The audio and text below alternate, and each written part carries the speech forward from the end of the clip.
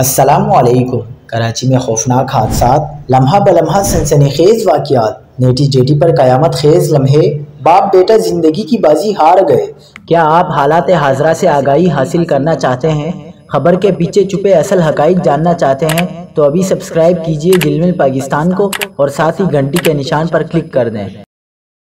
आपको बताते चलें कि कराची के मसरूफ तरीन सड़क पर एक होलनाक मंजर। नेटी जेटी के पुल पर एक तेज रफ्तार ट्रेलर बेकाबू होकर मौत का पैगाम लेकर आया।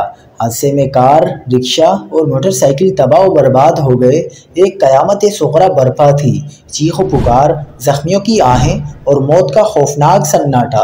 रेस्क्यू ज़राई के मुताबिक तबाहशुदा कार पुल से नीचे जा गिरी और उसमें सवार एक बाप और बेटा हमेशा के लिए बिछड़ गए।